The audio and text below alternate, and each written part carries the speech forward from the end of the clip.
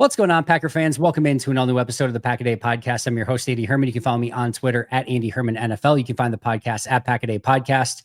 If you are to tune into any random episode of the Pack-A-Day Podcast, for obvious reasons, the most likely episode that you will get is one with me in it. And the most likely episode that you will get after that is one with Ross Uglem in it. The second most episodes of all time is Ross Uglem. But there are very few times that you will find an episode of Ross and I actually together on the same podcast, which I'm very excited about today. We don't do it often enough. Of course, you can find him on social media at Ross Uglem over on PackerReport.com and right here on the Pack-A-Day Podcast as well. Ross, it's great to be back chatting with you. How are you doing, my friend? I'm well. Kind of in the dead period here. You know, the last podcast I did, I went through a couple thoughts and then it was just like, mailbag. And I know that's the cop out, but it's like, I need to know what people want to know more than I need to just make something up on my own, because it's slim pickings right now. It is. It's an interesting time of year always. It's a lot of listicles usually this time of year. And a lot of just kind of getting prepared for training camp, looking back at the offseason. We're going to go through some of that stuff today. But there's one thing that I wanted to start off with, because you are, I think, basically expert number one on the topic, and that is Christian Watson. You've obviously had the opportunity to cover him in college, and then, of course, as a Green Bay Packer as well. He's been a very integral part of this Packers roster when healthy. Of course, that caveat is definitely worth noting. He now has the torn ACL, MCL, although we've seen him out there running already, which is a very positive sign. Let me start by asking you this.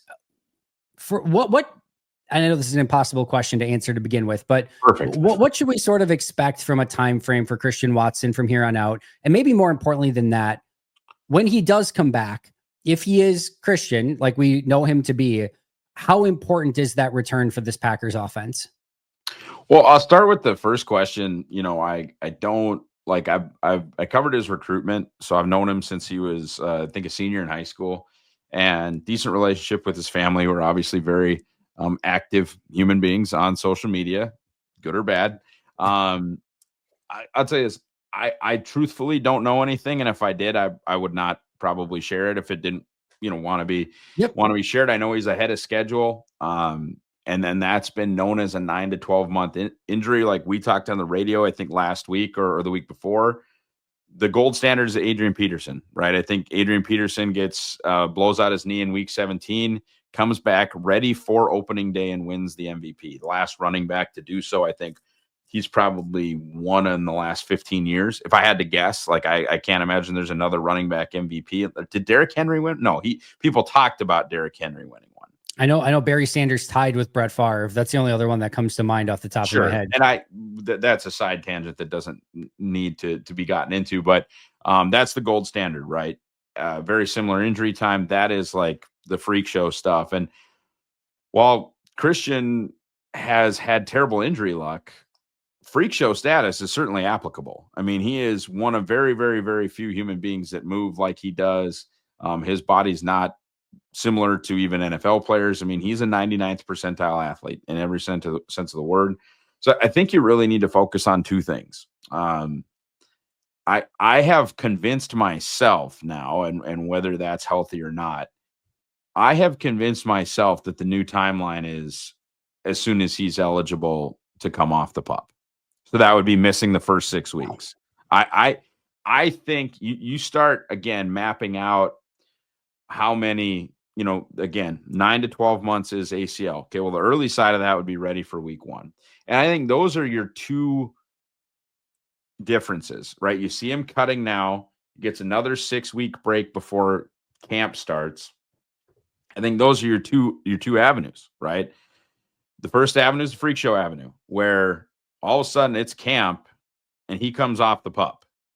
And it's like, oh my God, he's going to play week 1 or week 2, or they're so impressed with him. He is so ahead of schedule that he's not going to miss the first 6 weeks of the season. But I think those are your two avenues. So if he doesn't come off the pup, I am starting to believe that with where he is here in June, because off the pup, we're talking about right before Halloween. Think of how far we are from Halloween right now and what he looks like right now. I'm not a doctor, not even a PT, but what he looked like in mid-June, and you add 4 months to that, like an October 15th activation, I gotta believe that that's possible. And if it just continues this freakish like ascent, you're in Adrian Peterson territory and you're just getting activated and you're practicing in camp. And I don't know that that's where I'm willing to go, but man, that video of him cutting and I get to add 120 days to that. I just don't believe this week 10, week 11 stuff anymore. Interesting. And I mean, that would obviously be huge for Green Bay and just what he could potentially add to that wide receiver room. And then again, that's kind of the follow up is if he is, again, whatever that week is, whether it's week 4, week 8, whenever that is, if he's, close to 100%, whatever we want to view it as, and he's Christian Watson, man, you start looking at this roster of wide receivers and you start feeling really freaking good about it because he adds so much as a blocker, as a deep threat, as a decoy. You can still use him in some gadget situations. Like there is so many things that you can still utilize him for. And obviously just for him personally too, huge for his contract status as he's an unrestricted free agent this next year. It's big. And I think, I've said the thing that makes the most sense for both teams is a 2-year deal, probably between Christian and the Packers, just even something that they both can get out of after 1 year. If Green Bay's like, oh no, thank you. Or Christian's like, man, I need to be a free agent right now. I just had my first 1,000-yard season on 70 catches and blah, blah, blah. But, I think he just has not been replaced. And there's a lot of chatter, even frankly, sort of thrown at his dad and brother during the draft about, oh man, I wonder what the Watsons think of all this. And part of that was self-inflicted because of their immediate reaction to the Matthew Golden pick, but he's not been replaced. Matthew Golden is not Christian Watson. And that's not to say like Matthew Golden can't be a better NFL player than Christian Watson or more important to the Packers of a Christian Watson or more worthy of the first round pick. It has nothing to do with that. He's 5'11", 200 pounds. And all the tape that I've watched is like, he kind of sort of tries at blocking. It's just not the same thing. And beyond that, he's not the bomber. He's not the clear out guy. Like he can run the 4.29 all he wants. Watch the film. He's killing people in the intermediate game. Like I saw spicy Chris Olave when I watched, not Tyreek Hill, right? And so he's not the clear out guy. Savion Williams is potentially Cordarrelle Patterson, especially in year 1. I don't know, unless there are injuries, like how many actual targets in the passing game he gets, if any, especially if Watson comes back. If Watson comes back, I think Savion is 6th as far as actual passing game target. Now, return game, manufactured targets, handoffs, Wildcat QB, sure. But he has not been replaced. And his ability to clear out so that Romeo Doubs can run dagger in behind him and do all sorts of other things like that just with the gravity. Maybe Matthew Golden can be that. Obviously, the raw like GPS 40-time track speed is there to do it. It's not on his college tape. Now you're going to put him in the NFL and you think he's going to draw a double team 45 yards down the field? I don't know. Maybe, but I don't know. And the funny thing is, when you watch both of them play, the most exciting thing in the world to me, like Christian and Matthew together have a chance to be unbelievable. Agreed. Christian Watson creating space for Matthew Golden. I don't think Packers fans understand how unreal that could be. Could be a ton of fun. And kind of a follow-up to that as well. Let's say you're Brian Gutekunst and you know that Christian Watson's going to be back by week 6 at the latest. Week 6 is when he's going to be coming back. And I guess my question, how does that affect your decision-making with the rest of the roster at wide receiver? More basically, or more simply put, you've got McCole Hardman, Bo Melton, Malik Heath, potentially battling it out for a number 6 wide receiver spot to begin, the regular season. Are you more apt to keep just the 5, knowing that Christian's going to be coming back in week 6 as as another wide receiver that you're going to have 6 already, that you're probably going to get maybe one of those other guys back in the practice squad that can fill in from time to time for the time being? Or does it really not affect anything all that much? I know this might sound stupid or short-sighted or whatever. I'm not even thinking about it because I just think the odds of the entire wide receiver room making it to week 6 without an injury are non-existent. It's not the right word, but like if I get to week 7 and it's time to activate Christian Watson and all of my dudes are completely healthy and like rocking and ready to go, that's a problem I'm just willing to like deal with. Sure. Seriously, it's a problem where I just go, okay, whatever. Like, that's awesome. I guess, Bo, you're in the cornerback room now or whatever. It doesn't matter. I'm not going to make decisions to potentially short myself at receiver, knowing that Christian can be activated in week 7 when there's a decent chance as any that somebody's going to go down between week 1 and week 6. And is it necessarily a season-long injury? No. But what if Romeo gets his head hit? Yeah, that's a good point. That could be a 2-month injury or a 3-week injury, but like you have just no idea what's going on there.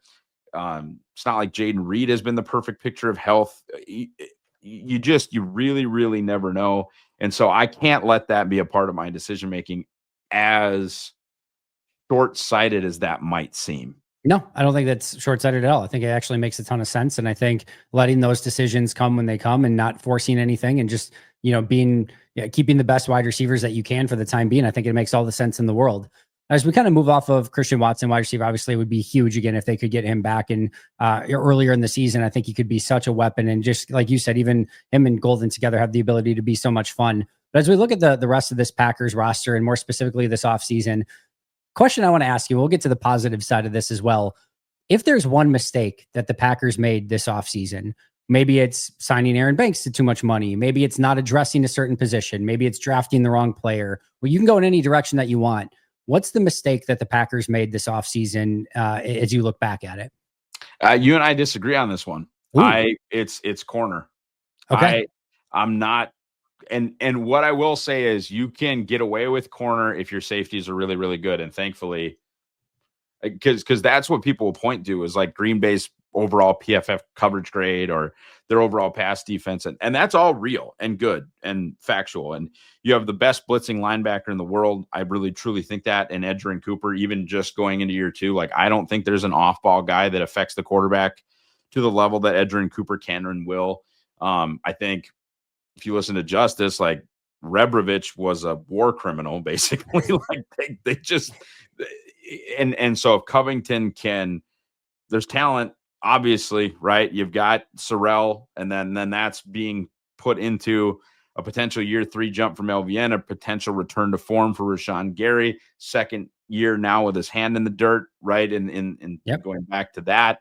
And obviously Enigbare, Cox, all of that. And then you've got real legitimate, at least 2 legitimate, and I would say 3 guys that have shown they can interior rush. And Carl Brooks being, at least as a rookie, about as successful as you'd ever want an interior rusher to be. And then Wyatt and Clark, if Clark's injury deal was real, like that's real interior pass rush. So all those caveats aside, being that you kind of can get away with it, this is still a division now with DJ Moore, Rome Odunze, Luther Burden, Jordan Addison, Justin Jefferson, Amon-Ra St. Brown. Like I can keep going in it. By the way, in a conference where you're going to have to go through Devonta Smith and AJ Brown. And I mean, I could keep going. Like it's dudes, right? And yes, you can go zone heavy and you can explain it all away. I get it. And how successful they were last year. And you hope the pass rush comes. It's 3rd and 8 or it's 4th and 6 and you can win the game.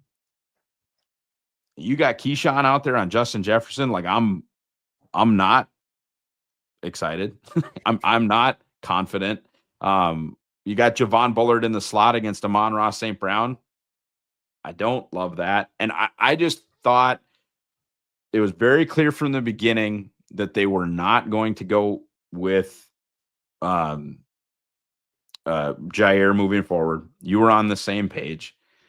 And they don't, to me, I truly don't think they have even a B-level corner on the roster. Maybe Hobbs. I think there's a chance maybe they've got 3 C+ guys or 3 C guys, and you go, okay. And people talk about cornerback being a weak link position. I mean, if it's Bullard, he just was one last year, right? I don't think they've struggled at slot like Keyshawn, and it's a small sample size. Keyshawn was not a good nickel. He was actually functional on the outside. So if you can extrapolate that sample size, I'll leave him alone, because I've been kind of rough on Keyshawn, and I think if he really is that, and part of that could just be Jeff Hafley. Part of his success could just be Hafley putting him in, because he doesn't turn well. He's a straight line speed guy. That's why he's an unbelievable kick returner. What Keyshawn kick return do you remember where he's like giving guys the sauce? He doesn't have loose hips. He's not a wiggle guy. He's a straight line edge, like angle erasing dude that they put at nickel. The like physical attributes never made sense. Anyway, it doesn't matter. Sometimes you need a dude. And Ja, when he was healthy before he broke his shoulder, was a dude, and they didn't even attempt to do that. Now, building a perfect roster is impossible. It just is. You got to make concessions somewhere. It's just not the place I would ever do it. For me, I'm so old, not even old school. I'm sort of old new school in that passers, pass rushers, pass defenders, pass catchers. And I understand Jalen Hurts and Saquon Barkley, and that's who won the Super Bowl. And man, go look at the last 15 Super Bowls and what wins it: passers, pass rushers, pass blockers. I mean, that's sort of where Green Bay, I think, went heavy, right? Where you could be in a situation where your second round pick this year and your first round pick last year don't even start. You could, because if Ryan wins the right guard job and Sheed wins the left tackle job, Belton and Morgan are just on the bench. And I don't know if you knew this, but they actually could have taken Cooper DeJean last year. Had not heard that. Heard it once. I'm sort of joking, but like there could be guys, whether it's Cooper DeJean or whoever, there could be guys playing 800 snaps on the defense, and instead you've got a backup left tackle. And that backup left tackle could come in huge someday.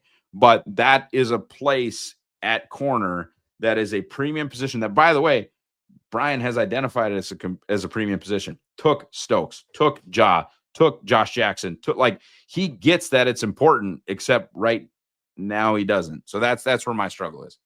I think he still views it as important. I just think he's higher on Nixon, Hobbs, and Valentine than I think a lot of people are. And I totally get the disconnect there, meaning I'm not sure I'm as high on those three as Brian Gutekunst is, but he's kind of told us over and over they think really very highly of those three. And they've kind of backed it up with actions by only taking corners in the 7th round and not really doing anything to add to that group this offseason. So we'll see if they're right or not. I think that's a totally different conversation, but I just think he likes those three for better or worse.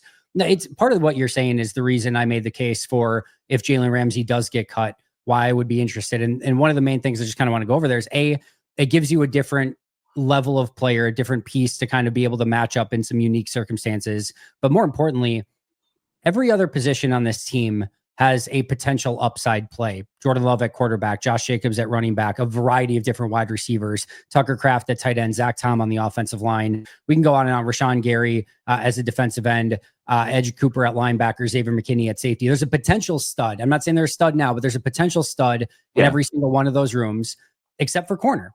I think as much as I still like the three guys that are there, I couldn't make an argument for like the odds of any of them making a Pro Bowl or being that level of player this upcoming season. I hope I'm wrong, and I hope I'm surprised by that.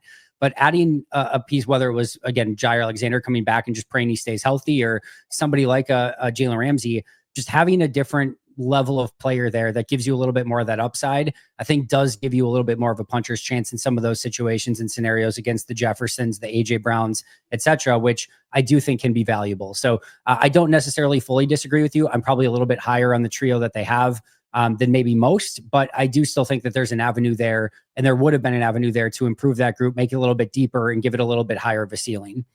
I agree. And I do like Valentine. I think you and I agree on Valentine. And I don't even know how far we off on how far we are off on Hobbs.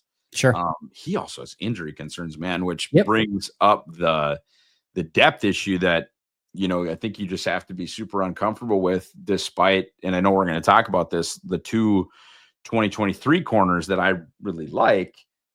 They haven't done it on an NFL field. And by the way, like two really smart franchises gave up on both of them. Yeah. No, you're not ideal. You're totally right. So let's go through those two corners, Kamal Hadden and Kalen King. I know you had, again, mid-round grades on both of them. You liked both of them coming out of college. Like you said, have proved absolutely nothing in the NFL. Casey gave up on a 6th-round pick after I think it was 20 or 30 preseason snaps last year. Kalen King got cut by the Packers this past year. So how are we supposed to feel about those guys potentially being next guys up at corner 4 and 5? Well, yeah. So I'll start with Hadden. Hadden, I thought was, and he's unique. The Packers. It's funny. The Chandon Sullivan of it all kind of broke me. And part of that too is like, what's the last championship you saw? Maybe the best nickel of all time, right? You have Charles Woodson, maybe the best nickel season of all time in 2009, and then winning a championship in 2010, and all of the emphasis that was obviously put on that position by having a first ballot Hall of Famer play it. But then you have like aging Tremont Williams in the slot. Then you have Chandon Sullivan in the slot. Then you have Keyshawn Nixon in the slot. And it's like, I'm just watching poor slot play drive me insane for however long. Now they've built the whole plane out of slot corners, it seems like, because that's Nate Hobbs's natural position. I don't think it's Keyshawn Nixon's natural position, but it's certainly his most snapped position is slot. They're going to play Javon Bullard there. And I think there's a world where I would play Carrington Valentine, but last season it seemed like they were terrified of playing Carrington Valentine, throwing the withering husk of Eric Stokes out there instead of him. Yeah. And your starters could be basically 3 slot corners in Keyshawn Nixon and Javon Bullard inside with Hobbs on the other side. I don't know that that's what I actually believe that they'll do, but I think it's on the table. Apart from that, you do have Carrington Valentine, who they shouldn't play inside and they view as a true outside corner. And then the next true outside corner I would view as Kamal Hadden. Hadden's a guy, and this is almost, I don't know, damning with faint praise, but I thought he could be a really good zone corner, really good outside zone corner. He's got good size. He can tackle. If you're going to run outside runs and have him be the contained player, he can do some of that. I think he had decent enough route recognition, decent enough ball production, decent enough eyes. He just doesn't move side to side super well. And he's kind of a straight line athlete, bigger, thicker, physical corner, but not a man corner and not a nickel. But I still thought he could play defensive football in the NFL. And you start to get into grading like that, well, that's a 5th-round pick. If you actually think a guy can play on defense, you need to give a 5th-round pick or higher, because 6th and 7th-round grades are basically, I think this guy is going to play special teams. And I think Kamal Hadden could be a real, actual defensive number 2 outside. Like, you wouldn't want him as your top corner, but I thought he could maybe be a number 2 outside corner in his zone heavy scheme. And the whole league is a zone heavy scheme. So I wasn't too terribly worried about it. The one that I liked was Kalen King, who, Kalen was a projected top 25 pick after a really, really good season at Penn State. Did not end up being the athlete, and then really, really struggled. I think in his sophomore year was really good, and then his junior year before he came out was poor. Got absolutely run off the field by Marvin Harrison Jr. at Ohio State in a big, big matchup, and just sort of got exposed. And then there were athletic limitations, but his feel for the game, his instincts, and most importantly, his sophomore year ball production, which was just elite in an elite conference. I just think and this is unfortunate, I think he's a starting nickel at least that was my grade. I thought he could be a starting nickel in the NFL. You protect him by not really having him run downfield with anybody long term, so he doesn't get cooked. And you protect him as a nickel corner. Not that there aren't defensive calls where the nickel does have deep responsibilities, but most of the time he doesn't. Most of the time you've got at least 1, if not 2 safeties behind him, or you're playing cover 4 in a shell and he's got the flat. It's not a position where you have to be obsessed about deep speed or, super athleticism, but man, if you can run into 5 picks a year, you're a Pro Bowler, right? And that was like the number of PBUs, the number of tip balls, and the number of interceptions that year before he got drafted. I only dropped him to the 3rd round. Obviously, the league dropped him to the 7th. So the league was not great. And then, like you said, you got Jeff Hafley and Brian Gutekunst, and then Spags and Andy giving up on Hadden and King. That's not great, but also that's just kind of the way the league goes, right? And not everybody has a straight path to stardom. And I don't know that either of these 2 guys could, be stars, but I thought both could maybe help. as you said, though, the problem is I don't think even the 95th percentile, either of them are Pro Bowlers. And that's where you do want to invest a top 60 pick in a corner, because Josh Jackson doesn't work out, but his like best outcome was probably a Pro Bowl with his, his Yep. athleticism and and it just didn't go well for him. I thought the Packers did him dirty by moving him inside when that made absolutely no sense ever. Agreed. But ultimately it probably wasn't going to work out, no matter the coaching, no matter the system, whatever. It just wasn't a good pick, and those happen, man. But I think these guys can be real NFL players. I don't know if any of them's a dude, and it's fun to have a dude at corner. That's a fun, good thing. And I mean, it's funny. People talk about the Belton pick and the Morgan pick and all these things and say, look at the Eagles, man. Look at what they did. Look at build up like the Eagles. Guys, the Eagles grabbed the guy's escaping me, the right guard. Quinion Mitchell. Oh, sorry. I thought you were going to talk corner. No. Right guard. Oh, sorry. I know they got him like in the middle of nowhere. Mekhi Becton at right guard. Yeah, I'm like, the Eagles just threw Becton at right guard, used the top pick on Quinion, and then traded up to get Cooper DeJean. They had like the draft that I wanted. And not that's like, oh, Ross is so smart. Like, they went and got the two corners that I was obsessed with. Quinion Mitchell on the outside, Cooper DeJean on the inside, and Cooper had a pick 6 in the Super Bowl. Build like the Eagles is actually not necessarily obsessed. Now, have they nailed picks up front? Hell yeah. But this sort of punting corner and it's like the Eagles. No, it's not. They just used 2 top 50 picks on corners, and they both started and both excelled in the Super Bowl. And now they have a potential all-pro nickel in DeJean and a potential, I think, Pro Bowl level outside corner in Quinion. I don't know if Quinion will ever be like, one of the top dudes on the outside. He's good. Really, really good, man. And they don't have to help either of those guys. And it opens up so much of what they want to do, because you're not worried about the who was ever covered in the slot, and you're not necessarily worried about the other team's top receiver, because Quinion Mitchell's already at that level. When Green Bay won a Super Bowl last, the secondary, like you said, Charles Woodson, but also Tramon Williams, Sam Shields, pretty darn good. Now, Sam Shields going into that 2010 season, undrafted free agent, unknown guy. Maybe Green Bay can unearth something in one of these guys that we're not expecting, like Sam Shields was that year going in. And they had a Charlie Pepper at safety. Now, granted, they had a Nick Collins at safety too, but they had a Charlie Pepper at safety that there was a lot of concerns over. They weren't supposed to, but yes. Yes, true. So again, there are situations where you have to kind of navigate some weaknesses on the team, and you have to find a way to make through it. And hopefully Green Bay can do that. But I do agree with you from an upside standpoint at corner. I think there's a concern. And I think from a depth standpoint at corner, there's some concern. I know you made an argument, or at least a little bit of an argument on social media for maybe picking up Rasul Douglas as just like at this point, who cares? Throw him at the outside, see if he's got anything left sort of transaction. Kind of walk me through your thinking there. Yeah, and I understand the pushback on that a little bit. I mean, I just have such concern about like outside corner.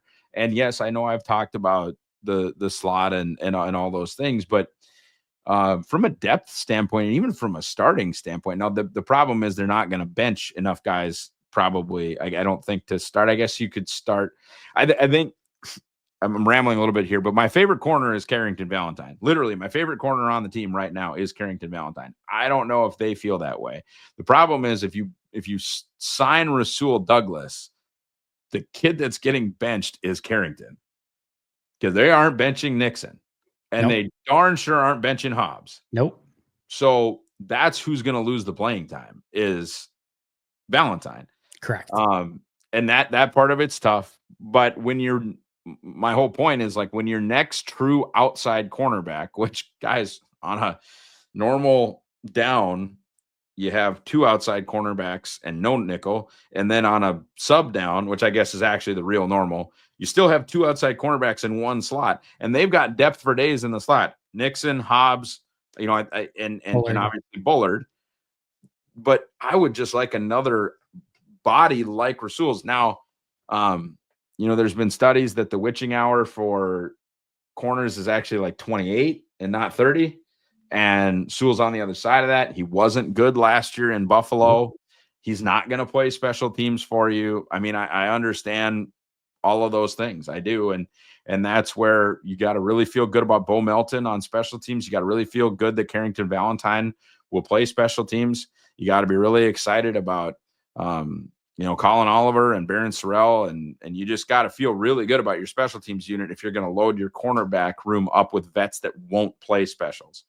And I don't know that they can't use Nixon on coverage units, but they haven't been and probably won't. I don't know that they're going to have Nixon run down. So that's where the struggle is. I think that there's at least a 50th percentile chance that Sewell would end up being one of your best 3 corners. And I think he would give you a fighting chance against some of these like dudes, because that's the other thing, is just a physicality thing.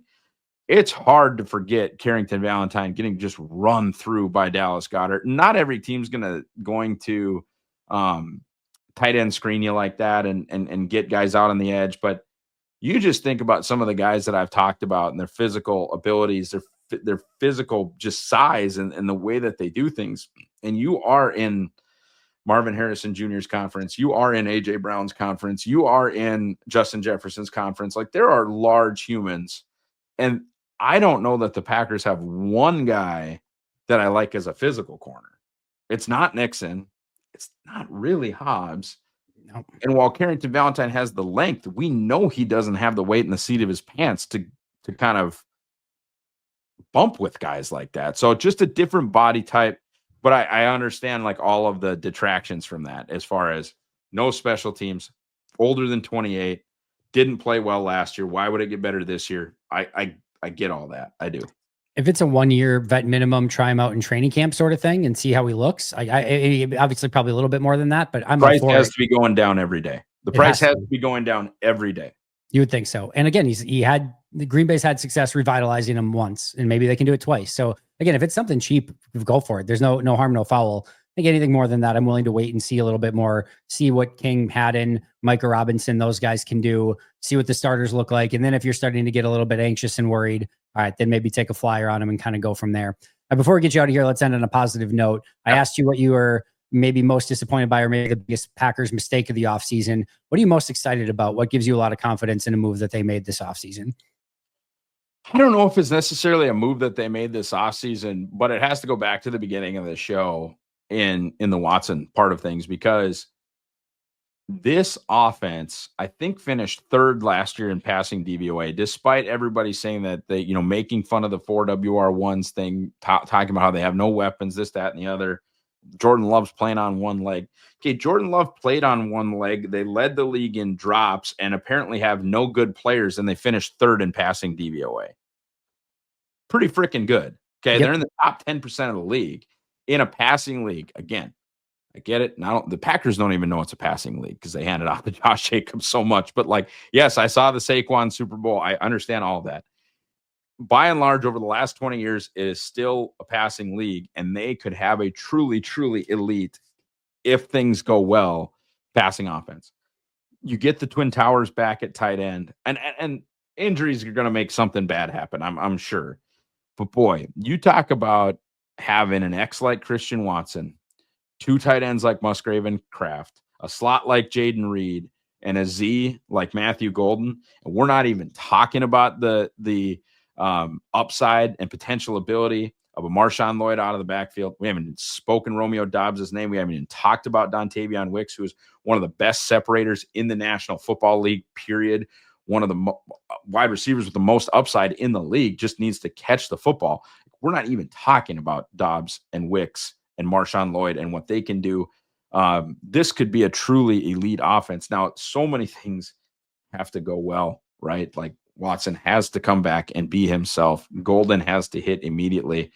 And then there's the whole Savion Williams part of it. Like, there could be so many different ways that this offense could come at you. I don't think people understand truly how special it could be, because there's not the name recognition that a Jefferson or an Amon-Ra St. Brown or whatever have, but just the way these pieces could work and the different ways you could come at folks from a formation standpoint and from a personnel standpoint. I mean, they're 8 deep. When I say weapons, they're 8 or 9 deep at just weapon.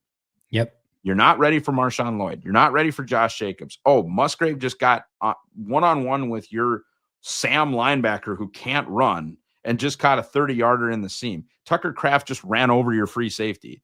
Christian Watson just ran by your free safety. Like, there are so many different things that could happen and that the Packers can create matchup problems with, by the way, a pretty darn good offense. Like, go back and watch that team in Brazil and then look at what the Eagles did to everybody else.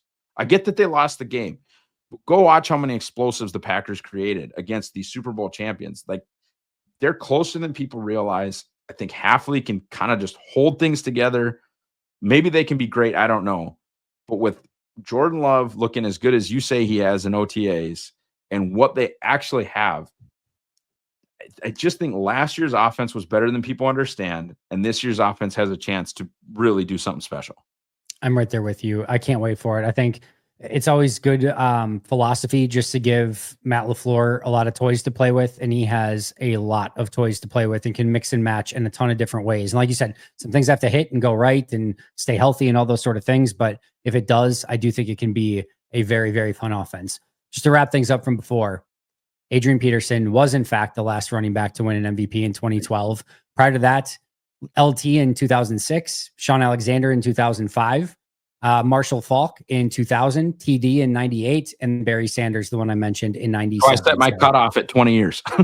There you go. There you go. That's a pretty good. We did have Emmitt Smith and Thurman Thomas before that as well. A couple other good running backs in their time also. Ross, I cannot thank you enough. What do you got cooking at Packer Reports, Pack-A-Day Podcast? Anything you got coming up? Yeah, still covering on recording on Mondays, coming out on Tuesdays on the Pack-A-Day Podcast. We've still got the team rocking through stuff. Mark Eckel's got some really cool VIP things coming from, he still has sources in the league. And that's some of the really fun stuff for me to read is what people that are actually in the NFL think of what Green Bay is doing. He just had a piece come out about how much an opposing scout loves Green Bay's offensive line. And that's worth a read.